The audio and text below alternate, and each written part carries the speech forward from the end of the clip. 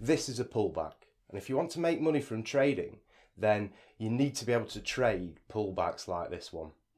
I'm going to talk you through why I took this particular trade. I'm going to talk you through the attributes of this exceptional pullback. And the idea being that next time one appears, you'll be able to spot it and you'll be able to take advantage of it. So this is the Dow Jones Futures Index. This is the 1 minute chart. And you've got the open here. This is the 9:30 a.m. US time open. And the first bar, the first opening candlestick, 1 minute candlestick, is a huge green candlestick. And bear in mind that the Dow recently has been in an uptrend, and on this particular occasion, on this morning, the index has gapped upwards. And when a market gaps upwards, then it means that there's a show of strength. It means that the market's got momentum. And there's a period of consolidation here. This effectively is a pullback. So you've had a gap up, you've had a pullback, and we've then got the open. And the open is a strong bullish momentum move. So we're in an established uptrend here. The market's making higher highs and it's making higher lows, and it's got upwards momentum. So when the market then pulls back, and it pulls back in an uptrend, then the majority of traders are looking for continuation of the upward move, continuation of the momentum move. And this is, I would say, 70% of the trades that I take are within pullbacks. And this is, as I say, this is a perfect pullback with perfect momentum. You can trade these type of pullbacks on indices, you can trade them on individual stocks and shares. And in actual fact, a huge number of day traders just trade these type of moves on indices and on stocks and shares. So we've got a big upward move on the open and a slight, this is a pullback here. Any red bars, any consecutive red bars form a pullback. And if you've watched any of my videos before, you'll know that I like to pick out areas where there are blocks of price action and take breakouts from those blocks of price action. And bear in mind on this particular chart that we've actually got an important round number here. This is the 25,000 round number or whole number on this particular indices. So this is an important number here. And when the market goes up above it, pulls back down, then we're looking for, what happens next? Does the market go up as it did, or does it pull back below it and start bouncing around below the round number? Well, on this particular occasion, the market pulls back down and then bounces up. And so there's a clear break of the 25,000 round number level. You can see, call this white space here. You can see white space here. And this is what happens when market's in an uptrend. It will very often find resistance levels and it will go above the resistance level, come back down, bounce, come back down and bounce again.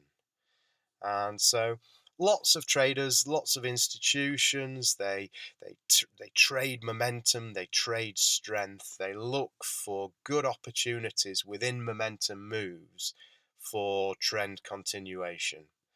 And whenever a market's in an uptrend, whenever it's in a downtrend, there's a 60% chance that any pullback is going to result in trend continuation.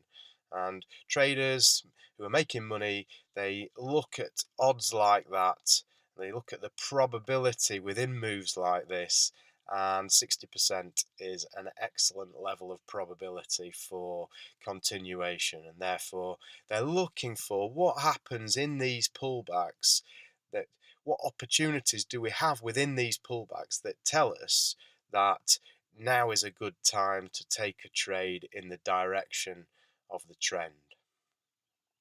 So let's have a look at what actually transpired here then. So we had a strong momentum move on the open, a pullback, and then the market went upwards, and of course the trend continued. So in here somewhere there is a trade. There's a trade, there's a time within here when the majority of traders thought now's a good time to take the trade long and to take the trend continuation trade. So let's just examine what actually transpired here. So we've got the market coming up above the 25,000 level and then coming back down, and these bars here, consecutive red, green, red, green, red, green. These are creating resistance at the top and support at the bottom of these particular bars here. So you've got to think that probably the majority of traders, when it comes back to a situation like this, they're pausing to wait. Some people will have taken trades long down here, expecting the momentum to continue, and they'll be taking profits on their long trades during this period here. This is just a pause, really, and it's profit taking from traders who went long down here. Indices are known for their mean reversion tactics, and what that means is that there are also traders who, when the market comes above the 25,000 level, they're looking for reversal trades. They're looking for mean reversion to the mean. They're looking for a trade back down here. They're looking for signs that the market's going to reverse its initial move and come back down. And so there are bears that are going short within here, expecting or hoping that the market will come right back down and test this level here, this breakout level here. So these are the dynamics of supply and demand that are playing out within the markets continuously, and you've got a tussle within here between the bulls who want trend continuation and the bears who basically want a pause, and then they want the market to continue its reversal back down to this breakout point here. So market comes down, it's trading underneath the blue line, which is the 8 EMA, and it starts trading underneath the red line, which is the 20 EMA. And so this is keeping bears interested. The fact that the market's trading below these averages is keeping bears interested within this area here. Some of them will have been going, when the market broke these lows here, will have gone short. And this is the big institutions, the banks, the hedge funds. They're looking for ways to trap people, to trap traders into betting the market's going in the wrong direction. And this little breakout here is the first sign that this type of play is being enacted within the market. The market is showing signs of weakness here, and actually that is an indication. You need to read between the lines always in trading, and that's an indication that big institutions, as soon as the market comes back up here, big institutions are buying at these lows here. So this is a 2-bar reversal. You've got a big bear bar breakout of these lows here, and then the market reversed back up and back up above the exponential moving averages. Okay, so there will be traders who went long here. This is a pullback. You could draw, let's see, you can draw a trend line here. So this is the downtrend line from the pullback, and the market goes above this and breaks the trend line. And so lots of people trading this particular pullback will have gone long as the market powered through this particular trend line. So you've got traders going long within here. You've also got traders who are short and who are expecting the reversal to continue. And so thinking about the traders who are going long here, where do they place their protective stops? Well, they'll probably place their protective stops down here somewhere. And as very often happens when the market's signaling its direction, when it's preparing for its next move, the big institutions, they create an environment where the market takes out the protective stops of these buyers, these premature buyers here.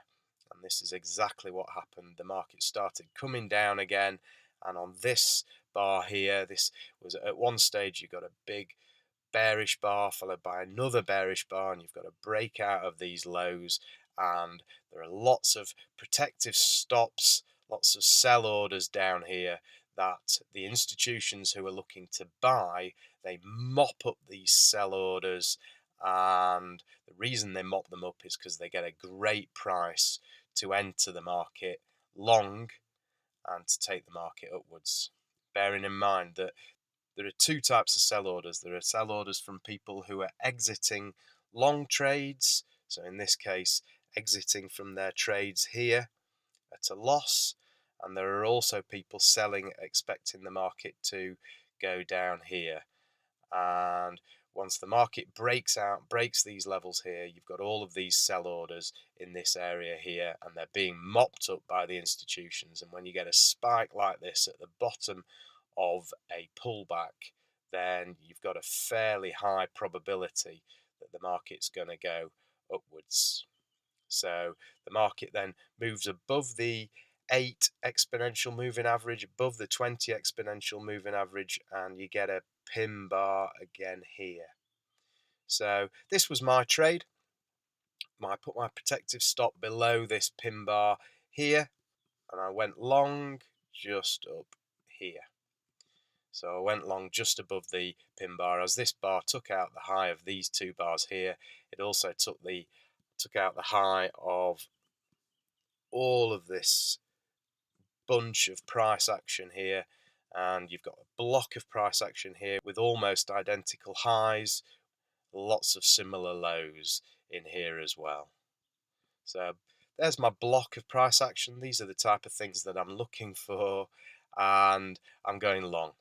And so one of the other things that I'm looking for within a pullback is very often you've got a big surge of momentum here.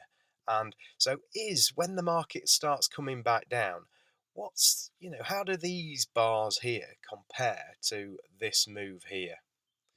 Are there bigger bars in the momentum or bigger bars in the pullback? If there are bigger bars in the pullback, then the market's telling you that probably it's not a good idea to take the pullback long, because it's likely that the market will go up to somewhere like this and then come back down.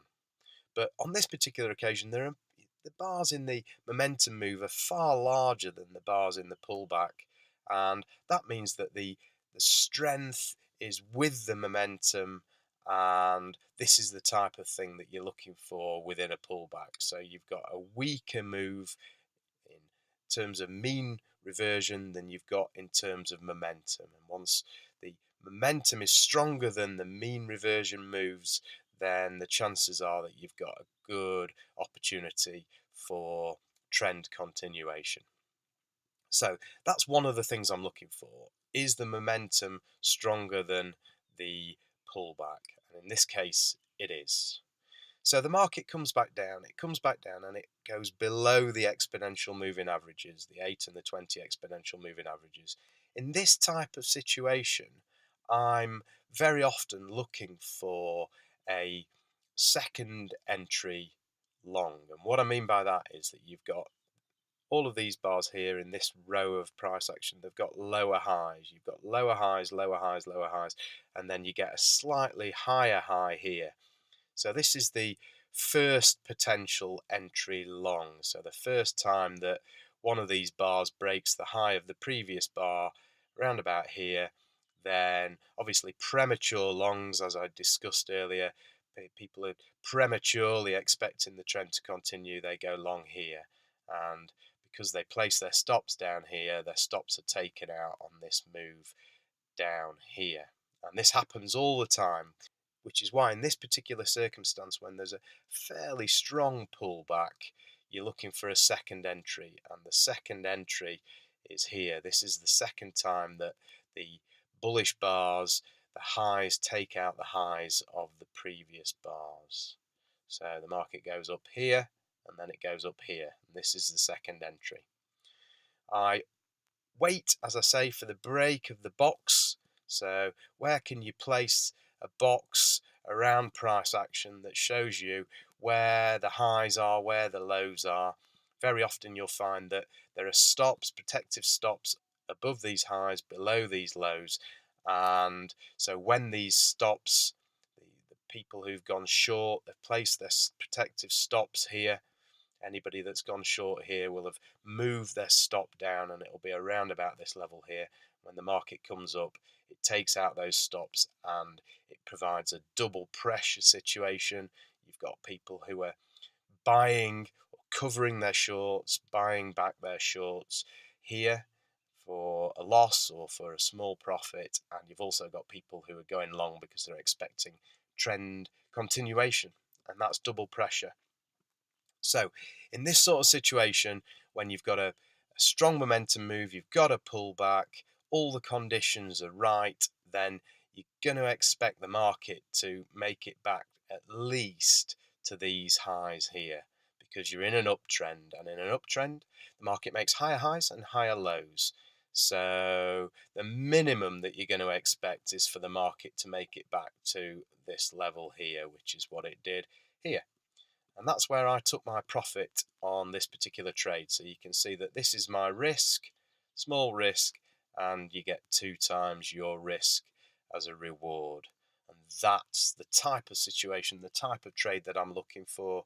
That's the way that you build your account by, if you're looking at 0.7 to 1 reward to risk, if you're looking at 0.5 to 1 reward to risk, if you keep taking trades that give you a small reward compared to your risk, then it's going to take you a long time to build your account.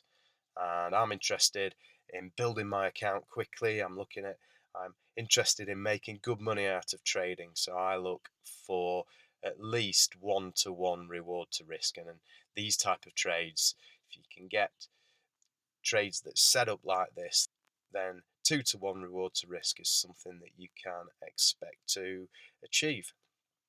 And so at least part of your profits, you need to take at least part of your profits at this high here. And you can see the market reacted to this high, pulled back again, and you can put a nice little box around this price action here. And lots of traders went long here as well. So interestingly, in this sort of situation, very often you find the market puts in what we call an ABCD pattern. And so what you get here is you get A to B, B to C, and C to D here. And the A to B move is comparable to the C to D move. So you've got momentum, pullback, followed by momentum. And lots of traders will have traded this particular pattern and taken their profits at this level here. So that's the type of thing, if you're looking to make money out of trading, you need to be trading pullbacks. That's the type of thing to look for within pullbacks. And if you're interested in learning to trade, then this is one of many different types of trades that we teach in our day trading and our forex trading courses. The type of tactics that we use, the type of systems that we use are applicable to all markets. So I hope that you found that useful. I hope that you're beginning to start seeing the patterns within the price action that are going to enable you to make the money that you want to make out of trading. My name's Anthony Beardsall. Thanks ever so much for joining me. Do subscribe to the channel if you found this video interesting. Lots more of these type of videos on the way. Thanks for joining me, and I'll see you on the next one.